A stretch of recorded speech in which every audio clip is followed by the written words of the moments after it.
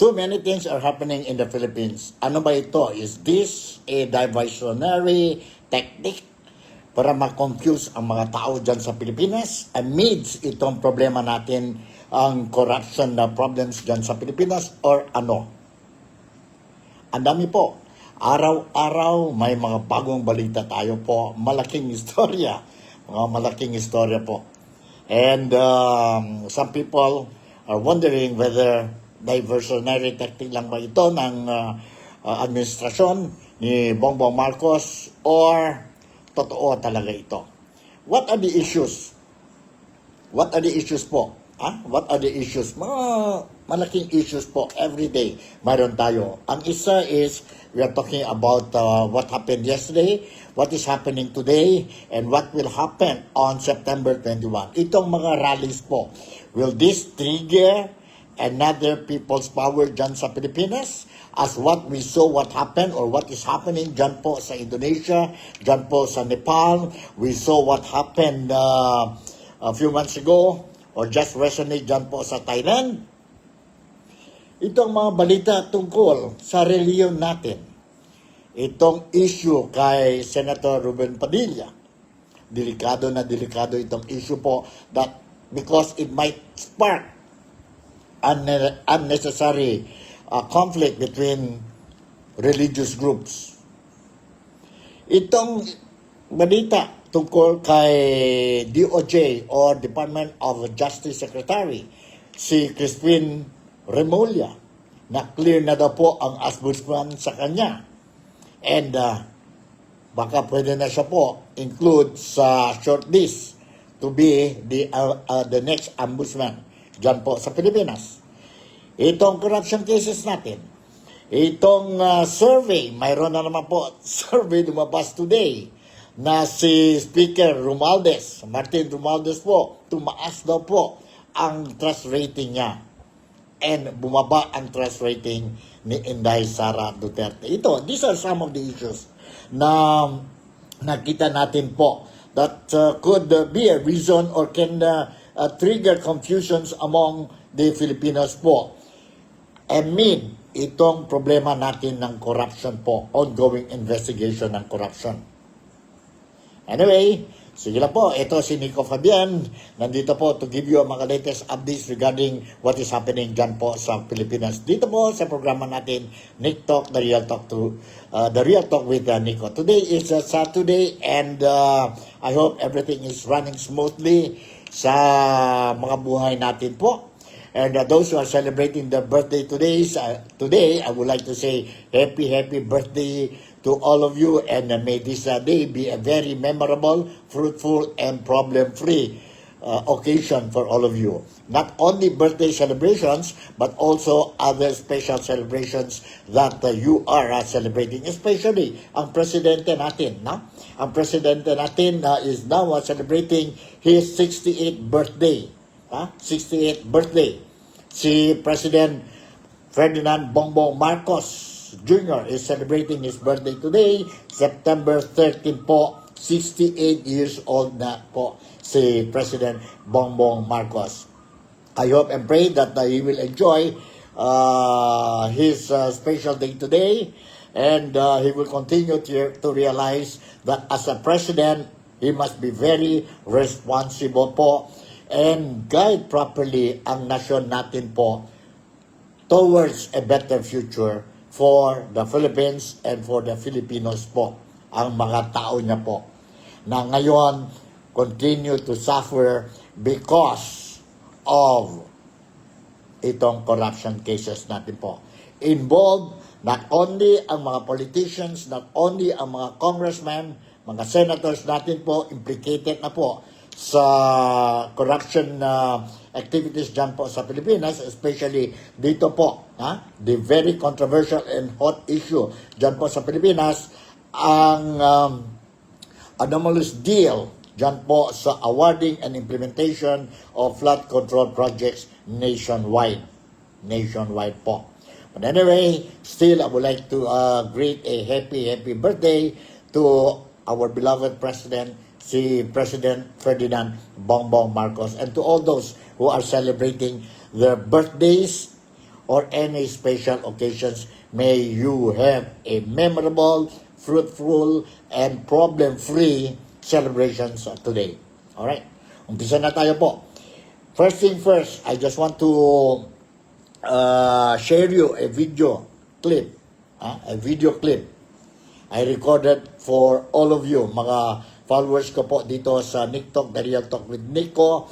And I believe, as a journalist, I believe that this is very important because if we are not going to help clear itong news article po, then it might lang po, it might, for those who really don't understand Islam, baka it will trigger unnecessary confusions, problems to the Filipino nation.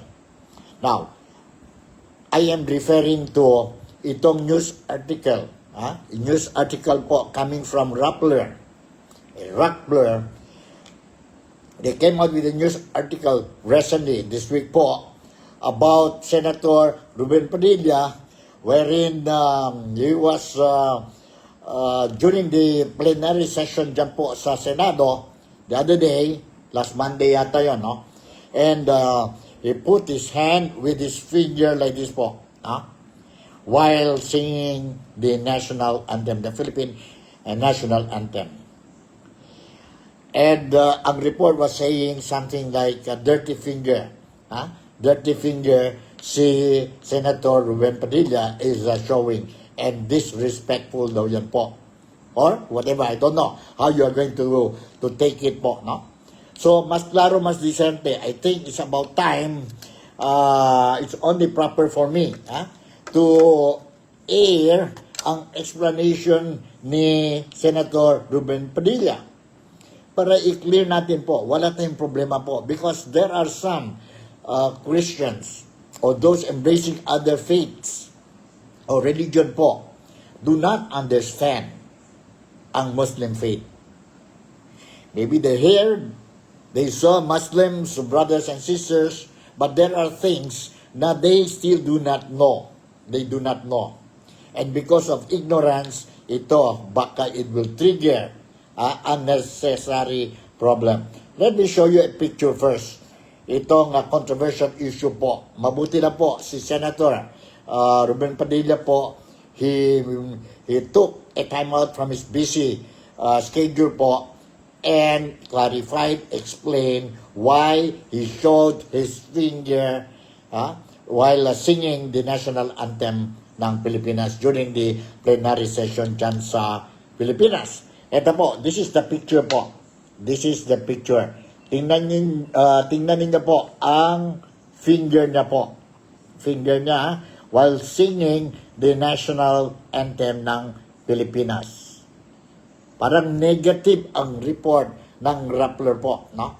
Negative ang report ng Rappler. Maybe they don't understand what is Islam. Maybe they don't understand what is Islam. And it is for this reason po na I will share with you ang explanation ni Senator Ruben Padilla po regarding this issue. And marami pa tayong mga issues po that we are going to discuss today, especially ang mga rallies yesterday, today, and September 21st po, the anniversary of martial law dyan sa Pilipinas. But in the meantime, ito muna po ang explanation, clarification ni Ruben Padilla, and he has nothing to do. He is, sabihin natin po, I totally agree with him that he is not insulting ang Pilipinas, is not insulting ang reliyon ng Islam. Nothing po. He did it in a good faith. Nandito po, let's listen to him. Problem ay sa matagal na panahon, naging kaibigan ko po itong mga ito eh. Hindi ko po malaman kung bakit po sila gumawa ng ganito na article. Sabi po dito Senator Padilla's dirty finger. Allahu Akbar. Sabi po dito, during the opening of the Senate plenary session on September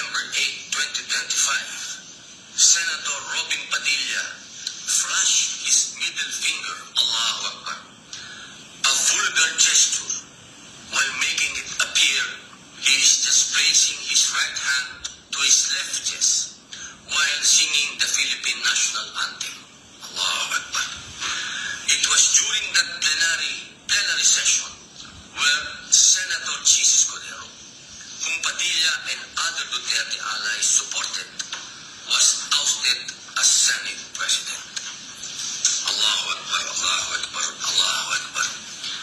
A'udhu billahi minash shaitanir rajim. Ayan po ang nilabas ng Rappler na itunuring po natin kaibigan.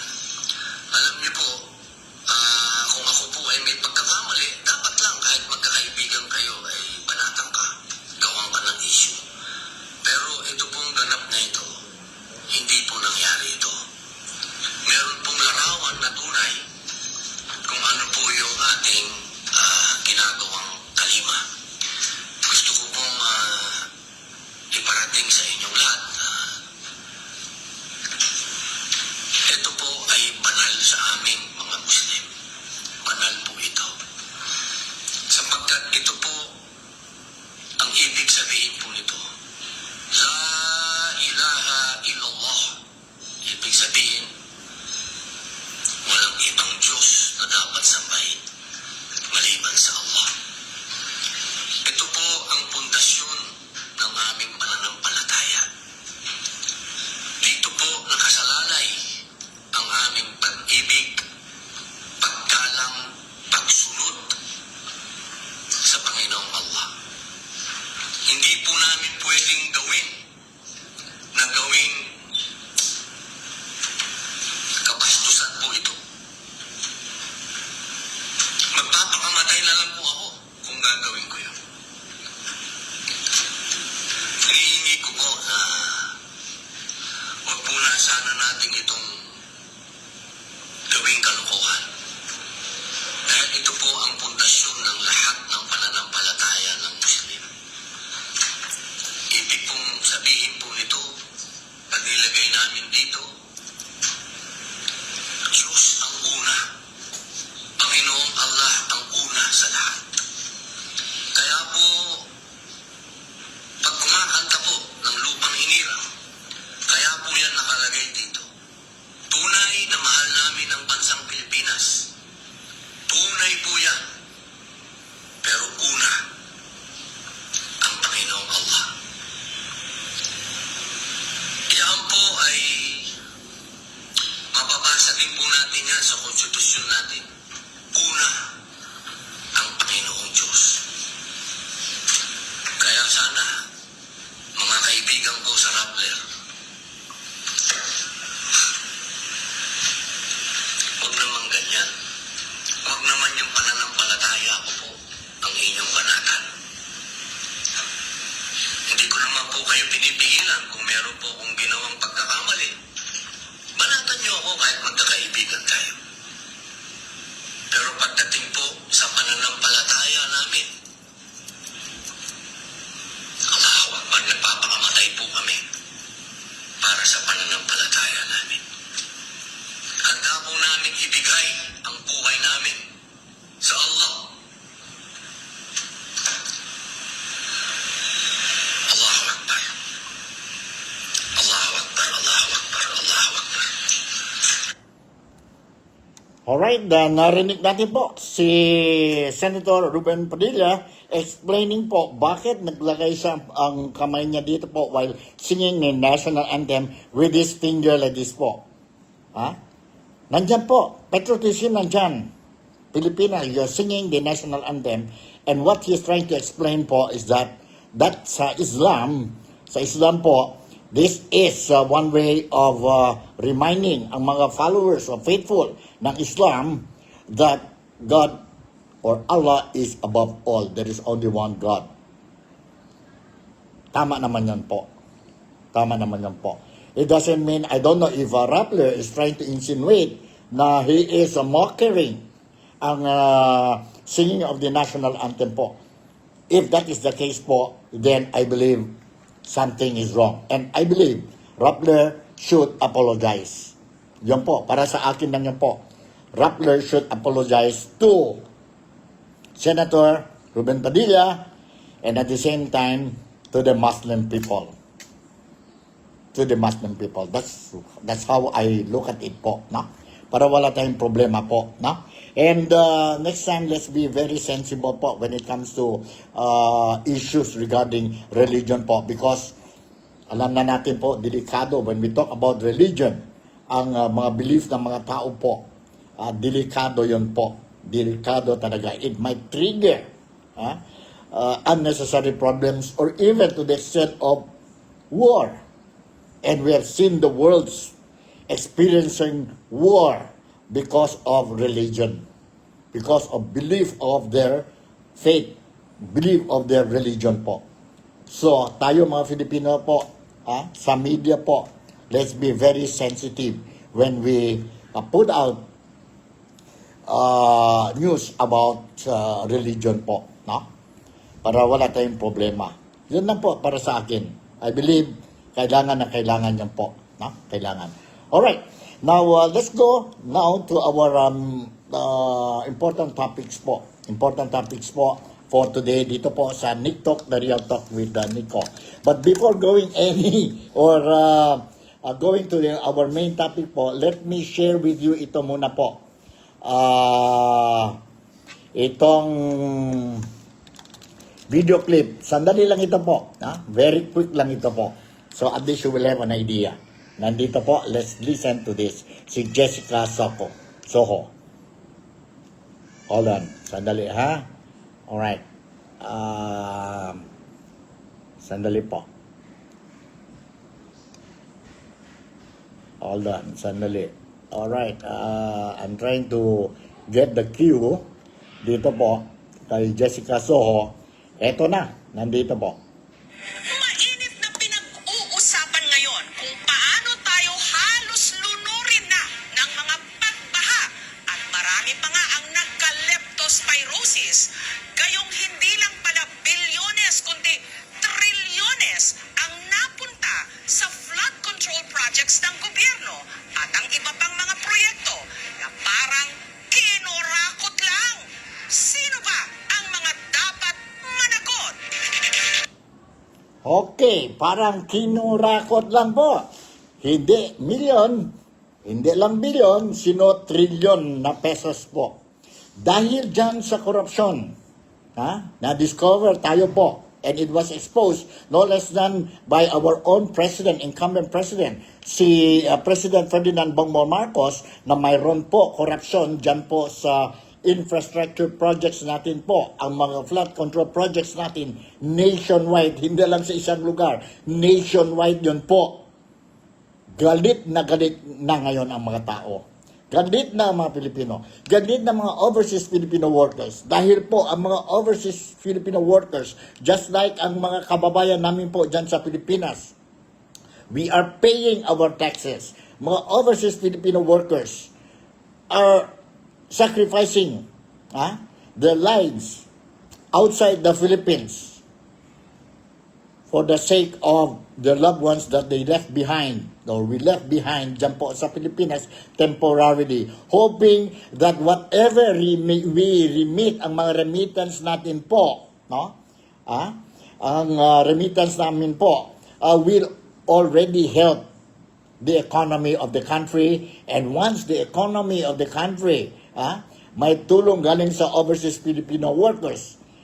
Filipino workers po, we cannot deny, ang remittances ng Filipino workers, overseas Filipino workers po, malaking tulong yun po sa economy natin. And we are hoping that this taxes that we are paying, ang gobyerno will use it properly in terms of providing better public facilities po, infrastructures dyan po sa Pilipinas. That money should be used to alleviate ang mga problema ng mga Pilipino dyan sa Pilipinas po. Particularly, for example, may baha, may storm, may typhoon tayo po. Palagi nagbaha. We lost every time mayroon na heavy downpour. Like what happened dyan po sa Quezon City just few days ago. Konting ulan lang po, baha na, traffic na, nahirapan ng mga tao.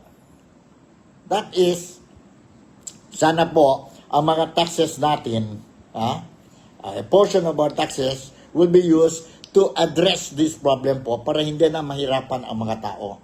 But what happened? Ngayon nakita natin po, narinig na natin, nakita na natin, alam na natin kung sino-sino ang mga tao involved dyan po sa corruption ng flood control project sa Pilipinas po.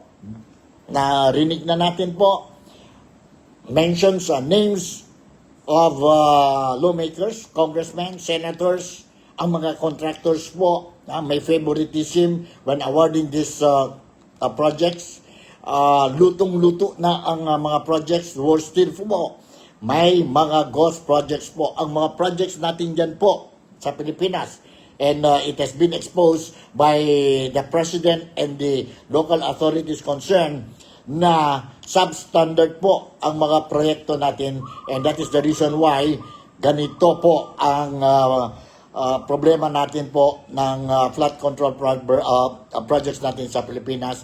Palagi tayo nagbaha dahil itong mga taxpayers money, itong pera po ng mga tao, instead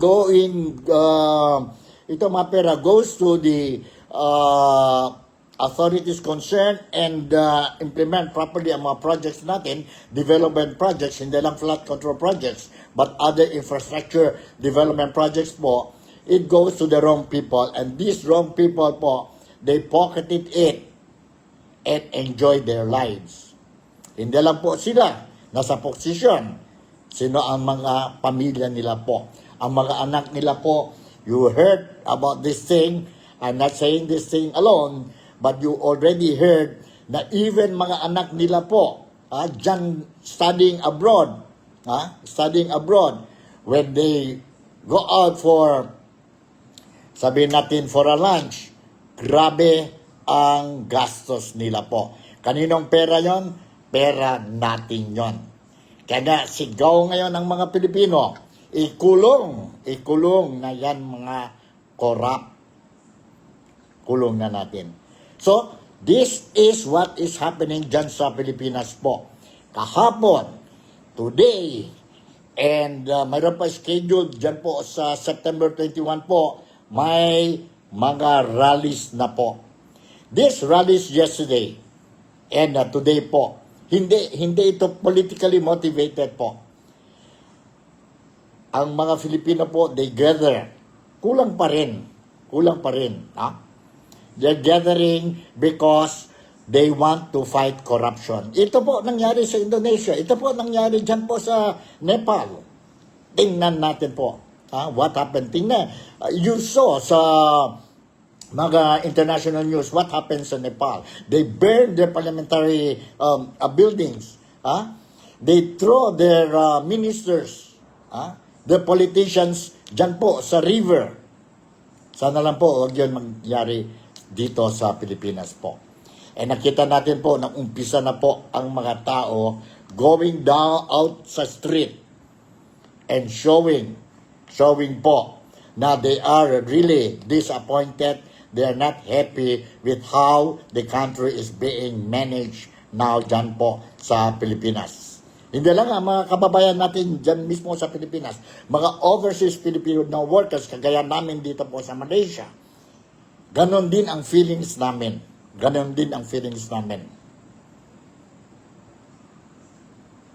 Let us support. Ako, for one, I would encourage mga fellow kababayan ko dito po sa Malaysia. Let us play our role po. Let us be part of the solution, not part of the problem. Ang problema po, matagal na dyan sa Pilipinas po. Ang korupsyon, matagal na. This time, let us be part of the solution and not part of the problem. How can we do that is, simple lang po. Let us attend itong mga rallies natin dyan sa Pilipinas. The more people will go out to the street, the bigger message that we will be sending to the government na ayaw namin what you are doing now, ang korupsyon. Tayo, mga OFWs, overseas Filipino workers dito sa Malaysia, physically, we cannot be there and attend mamayang rally dyan sa EDSA.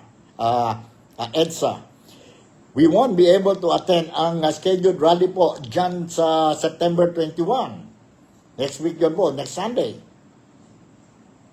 But pwede din tayo po, we call our loved ones, we call our relatives, we call our friends, and encourage them to spend time, go out on that particular day and time, join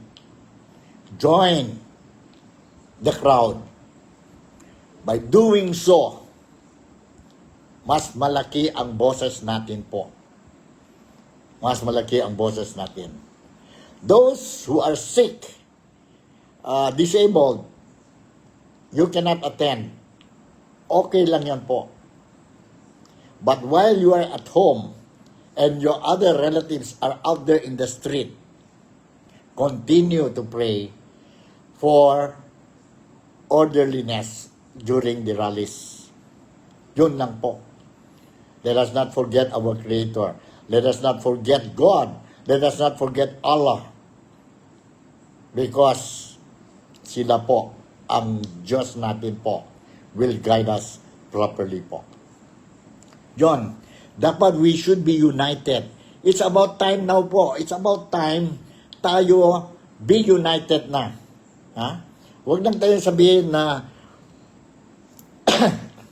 wag na. Ganito na talaga ang buhay natin. We have to accept. Kasi nasa posisyon na yon sila. Hindi po. We put them there. We will be able to remove them. Nasa kamay natin po. If we want to remove them or we don't want to remove them. Kung talagang mahal tayo ang bayan natin po. Go out. May time pa po, mamaya. Diyan sa EDSA. Mayroon pa rally po. You can go. Saludo ako sa mga estudyante. Sa mga estudyante. Hundreds of them yesterday diyan po sa UP Diliman. Ha? UP Diliman po. They call it the Black Friday rally. Ang dami nila po who attended, who participated, went out from their classes and participated ang rally po kahapon dyan sa Diliman, UP Diliman. Let me show you po, itong video clip ang Black Friday rally po sa Diliman yesterday po, nandito. Let me share with you this footage po. At least you will have an idea. You will have an idea. Nandito po. Let's watch and listen to this. If there's any kind of flood that students at the University of the Philippines would welcome, it's the flood of hundreds of state scholars at the Diliman campus. Their call? Accountability for those behind the slew of corruption and anomalies in the various flood control projects across the country. Students express their frustration by marching across the campus and delivering impassioned speeches. They even adapted their traditional chants, including their well-known UAAP cheer, to call out officials who have misused public funds. For many of these isko and iska, the issue of flood control hits close to home. Nung pauwi po ako, actually, ay naglakad po ako mula sa dorm namin hanggang sa Philcoa kasi wala po talaga kami masakyang jeep. Mahigit isang oras po kami nag-iintay. Kaya nilakad na lang po talaga namin. Bukod sa ines at galit, siguro ginagawa namin to hindi para kundi para mapansin kami. Mapansin kami ng mapansin kasi pag na-trigger sila, gagawa sila ng aksyon. According to the chairperson of the UP Diliman Student Council, the public shouldn't have to suffer because of the failures of officials, agencies, and individuals tasked to protect the public from the threat of flooding. The anomalies in some projects, they say, is right inside the campus itself. Hindi po ligtas ang mga scholar ng bayan sa korupsyon. Nung hearing po sa Senado, nailabas po na yung UP, yung CAL Faculty Center, yung CAL Newer Building ay kaya po pala hindi pa naitatayo mahigit 8 taon na dahil isa siya sa proyekto under DPWH. Galit na galit po ang mga scholar ng bayan sa mga korap, sa mga nagpapabaya sa kanilang tungkulin. The protest against widespread corruption has reached even the gates of the Senate. Kitang-kita po natin ang mga DPWH official. Bilyon-bilyon ang nakalapag sa mesa. Pinagsusugal lang. Habang ang mga mahihirap na Pilipino. Nakalubog kami sa baha. Ninyo. Protesters also threw eggs at the images of Senators Jinggoy Estrada and Joel Villanueva, who were both implicated by former DPWH Assistant District Engineer Bryce Hernandez in an alleged kickback scheme from flood control projects, an accusation both senators had denied. The Philippine National Police says the protest actions in different parts of the metro were peaceful. Yan po, kahapon yan po, dyan po sa UP Diliman, dyan sa Pilipinas, dyan sa Maynila po. Lumabas ang mga estudyante. Remember, dyan sa Indonesia, mga estudyante rin. Sa Nepal, mga estudyante, sa mga tao po. Filipinos, yes, let's go out to the street. But wag natin po make it any bloodshed po sa mga rallies natin po. Ingat lang tayo po, there might be some groups, ang komunista po, NPA, baka they will take advantage of the crowd. And alam na natin po, they will take advantage para magulo yung rally. Ang intention ng mga tao, mga Filipino ngayon ko, concerned, not happy with what is happening dyan po sa Pilipinas, we want to do a peaceful rally. Send a message to our government. Kung corrupt kayo, alis na kayo dyan. If your intention to be there, sa position ninyo po, is to enrich yourself, then, mahiya naman kayo po. Bababa na kayo po. Alis na kayo dyan. Step down for the sake of the Filipino nation. Step down po. Kawawa ang mga kababayan. Kawawa tayo po. Wala mangyari sa atin kung nandyan kayo. Give chance to others who are more sincere, more serious to give or save or safeguard the welfare and interest of every Filipino regardless of their color, regardless of their political affiliation, regardless of their religion. And those mga corrupt people involved sa corruption po, please, government, please, ang sigaw ng mga tao ngayon po, ikulong na natin yon sila para wala na corruption. We are not here, I'm not here trying to support ang Duterte ba or any political parties. I am in one with the organizers of these rallies, ongoing rallies dyan sa Pilipinas. We are fighting against corruption. This is not politically motivated. This is not politically motivated. Okay, let me show you another video clips po sa mga realista natin po, which I recorded para sa inyong lahat. So at least you will have an idea of what is happening dyan po sa Pilipinas. Kahapon, yesterday po, ganon po ang sitwasyon sa Pilipinas. Alright? 158. Sana yun? 158. Ito po. Let's listen to this. Mga Pilipino, gumising na tayo sa katotohanan. Huwag na tayong magbigay-bigihan sa matatamis na salita ng politiko at mga congressman na nagpapahirap sa ating bansa. Sila ang dahilan kung bakit ang mga Pilipino hanggang ngayon ay naghihirap dahil sa mga politiko merong sariling interes. Pag sila ang naupo at nanalo, wala silang inisip kung hindi pahabain ang termino nila at nakawin ang pera ng taong bayan.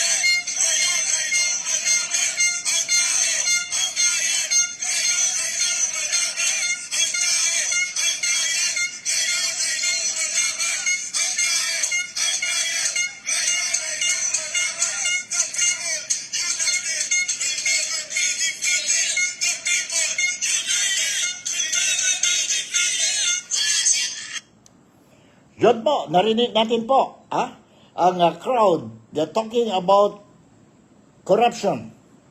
Sigaw nila po, ikulong yung mga corrupt politicians natin, ang mga corrupt government officials natin po. Kulong na po. Ang sigaw ng mga tao ngayon sa Pilipinas, ang tao, ang bayan, ngayon lumalaban. Ang tao, ang bayan, ngayon lumalaban. Kanon po ang sigaw ng mga tao ngayon sa Pilipinas. Let us join them. And sigaw din tayo po, ang tao, ang bayan, lumalaban. Ngayon lumalaban na po. But in a peaceful way po. We don't have to follow the footstep what happened dyan po sa Indonesia and also dyan po sa Nepal. Pangit yun po. Mayroon na tayo People's Power 1986 po, wherein we have proven to the world na we can change the government, the leadership, without a single drop of blood. We have done that and we can do it again dyan po sa Pilipinas with this kind of a situation po. Alright, let me share you another footage po sa rally po today dyan sa Pilipinas. Ito po, let's watch and listen to this footage po that I have prepared para sa inyong lahat.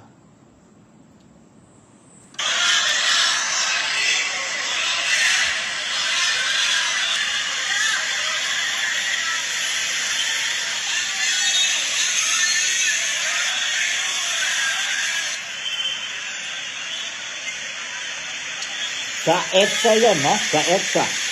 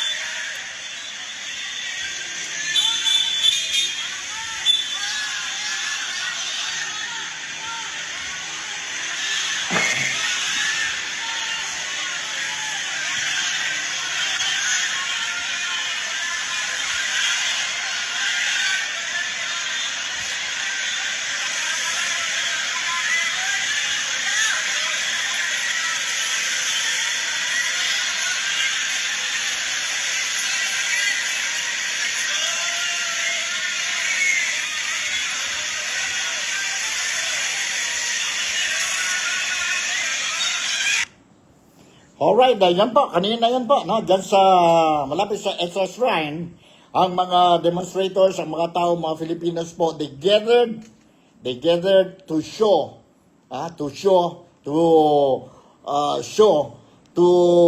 the administration of Marcos that we are no longer happy with what is happening dyan po sa Pilipinas.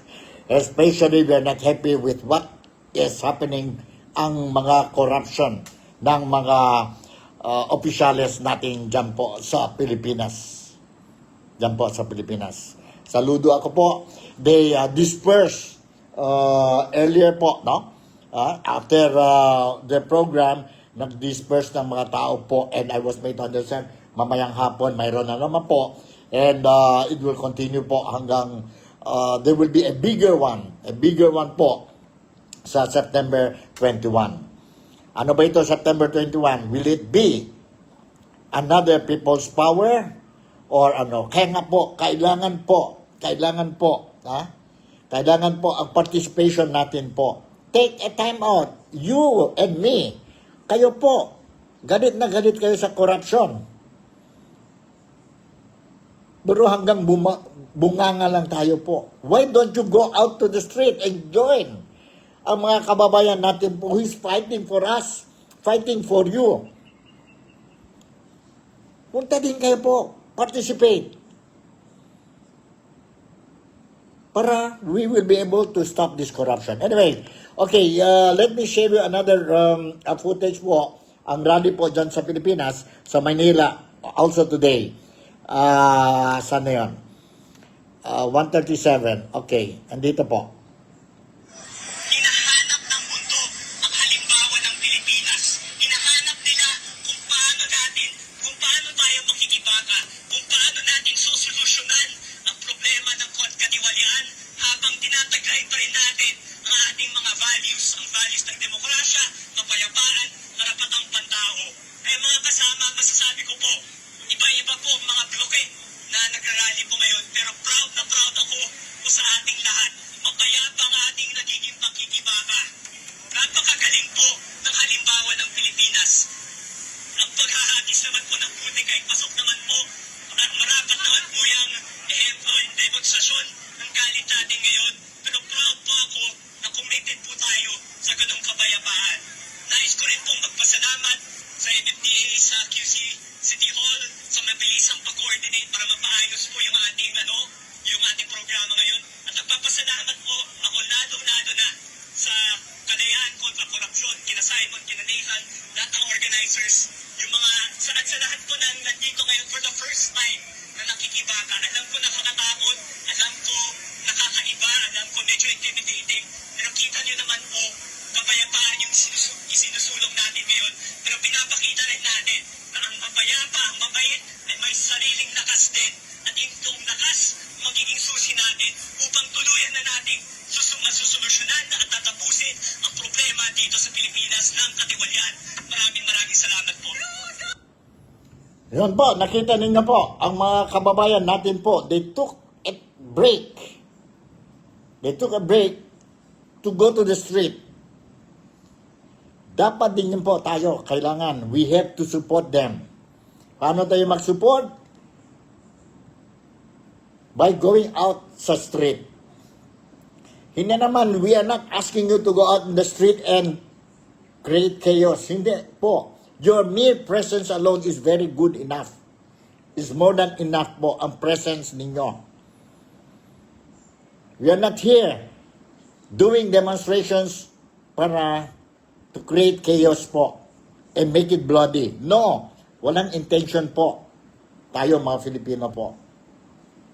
But we just want to open the eyes of these corrupt leaders and our president also to open his eyes na we are not happy with what is happening. What the people are shouting po,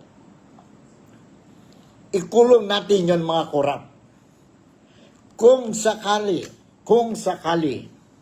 may mga ebidensya beyond reasonable doubt, si Representative Saldico is involved, then put him in jail. Si Speaker Martin Romualdez, then remove him from that post. And if found guilty, then punish him. Punish all those congressmen involved. Kung may senador din, put them in jail. Punish them. They don't deserve We trusted them, we elected them, hoping that they will represent us, pero involved sila sa corruption, then they don't deserve our respect.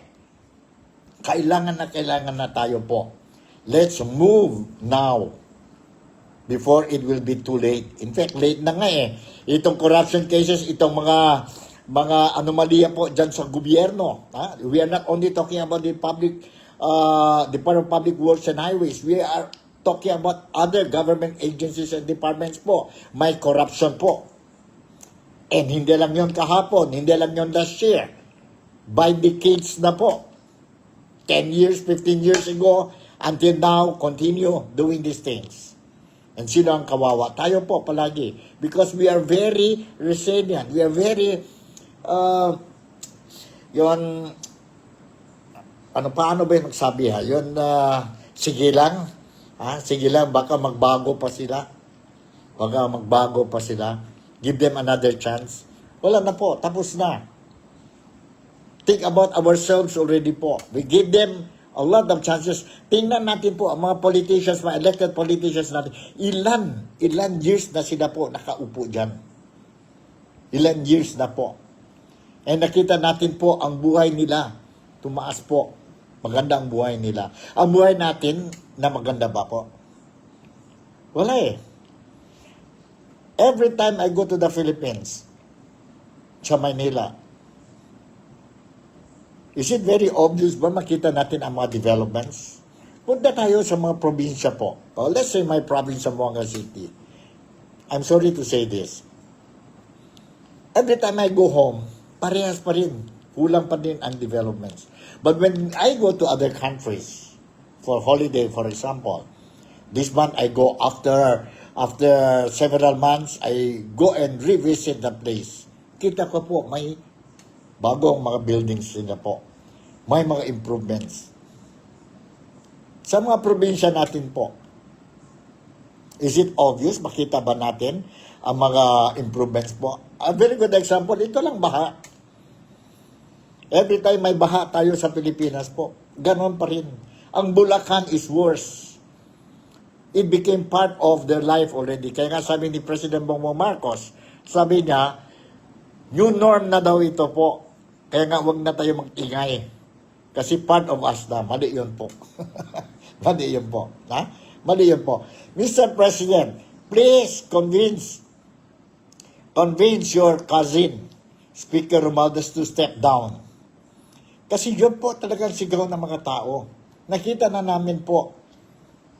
Habang nandyan po si Speaker Romualdez sa House of Representatives, being the big boss of the House of Representatives po, walang mangyari po. Walang mangyari. Ito mga congressmen, please,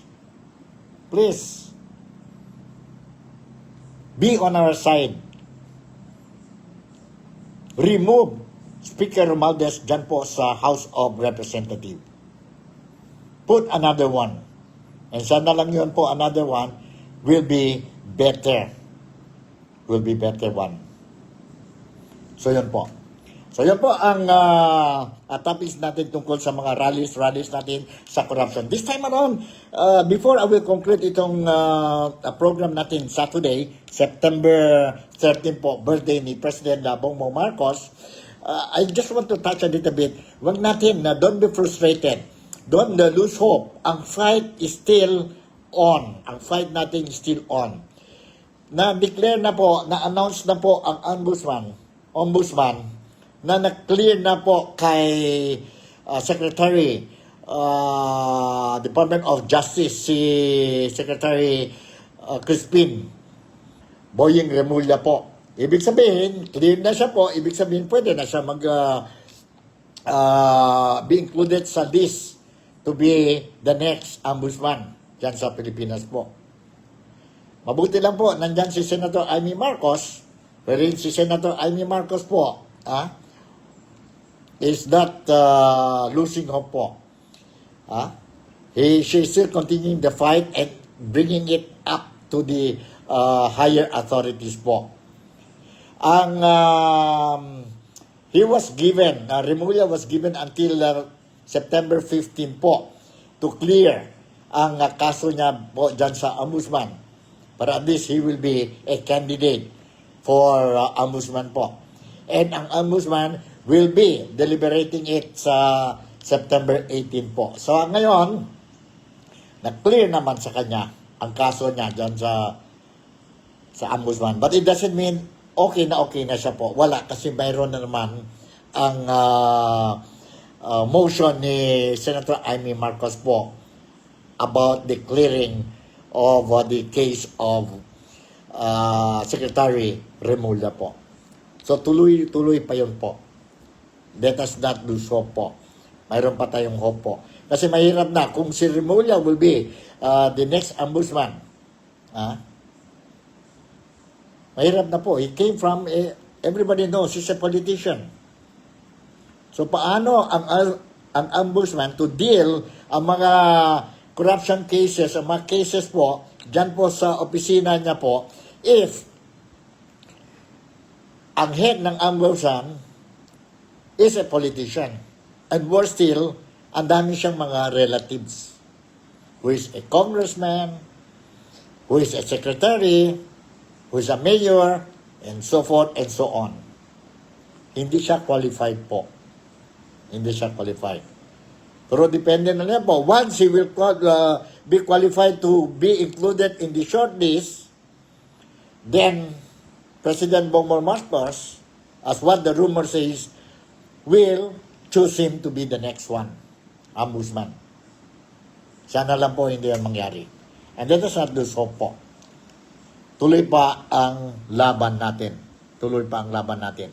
Okay, the next thing that I would like to touch briefly lang po, no? Briefly lang po. Kalokohan na naman ito. Another kalokohan po. Have you seen this?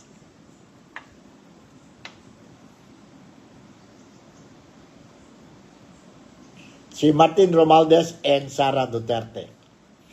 Ano po? Ano ito po? I saw this Facebook. According to the survey, Okta survey, and alam na natin po anong Okta. According to the survey, Okta survey po, tumaas daw po ang trust rating ni Martin Romualdez. 57% po. Trust rating ni Speaker Romualdez mas tumaas na kumpara kay VP Sara Duterte ayon sa isang survey. Ang survey, 57 daw si Martin Romualdez, 54 lang daw si Sara Duterte. We were not born yesterday. Sa Okta, we were not born yesterday po. We were not born yesterday.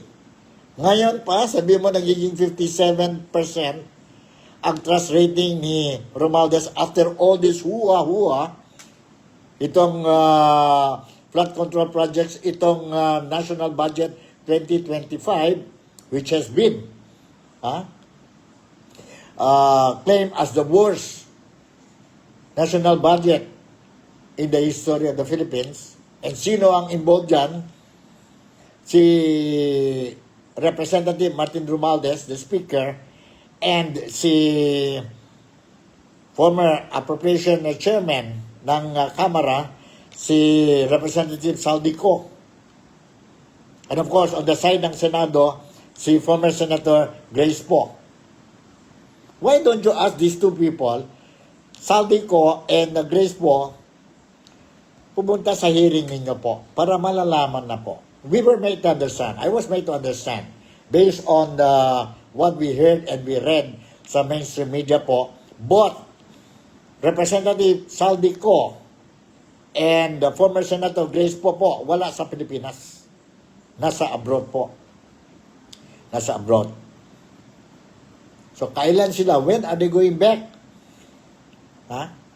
And face itong investigation ng Kamara sa kanang ng Senate. Kailangan po, yon ang sigaw ng mga tao para malaman na po ano talaga nangyari. Ano talaga nangyari. Pero wala sila eh. Kaya Mr. President, once again, I'm passing the word, ang appeal namin dito po, ang Filipino community dito po sa Sabah, na please, look into this problem. If you are really sincere in, sabihin natin, addressing once and for all itong problema ng corruption po, pwede pa po to show your sincerity. I-convince nyo po ang first cousin ninyo, si Representative Martin Romualdez po, to step down. By doing so po, pwede na siguro po ang mga tao, mga Filipino po, will now a little bit think that you are serious in what you are saying. Walk the talk. Tapos na yun po, mga empty promises po. Sayang po. You have to leave a legacy po when you step down as President of the Philippines come 2028 presidential election. So siguro nandito na lang po ang excuse me, ang programa natin po, ang Nick Talk, the Real Talk with Nico. And once again, I would like to remind ang mga kababayan ko po dyan sa Pilipinas, ang mga kababayan ko po, friends ko, kapatid ko po dito sa Malaysia, mga Filipinos po, no? Encourage your relatives, our relatives dyan sa Pilipinas, to go out to the street po and participate sa rallies po. We don't encourage them to create chaos, but the mere presence of them joining ang rally, that will be of big help. Always think, we are peace-loving people, God-fearing people po. So, doon lang tayo po, ang presensya natin, our physical presence in the rally is more than enough po to pass the message to President Ferdinand Marcos that we are fed up. We are also angry for what is happening in the Philippines, itong issue na corruption. So, with this, I would like to say once again, maski paano, I hope I managed to share with you mga importante notisya dyan po sa Pilipinas. I hope I managed to, in a way, entertain you ngayon po sa today, September 13. And of course, I would like to, once again, greet ang Presidente natin, happy birthday to President Ferdinand Bongbong Marcos Jr. Nakita natin po sa Facebook, even kontrapartido na sila or they are not in good terms. Pero kapatid is kapatid. Si Senator Amy Marcos also extended her greetings to her younger brother, si President Bongbong Marcos, on his birthday today, September 13 po. Happy birthday to you, President Ferdinand Bongbong Marcos. So with this, I would like to say thank you very much for making me a part of your day today. Malaysia, Sabah, the Philippines, God bless us all. I'll see you in my next episode. Bye.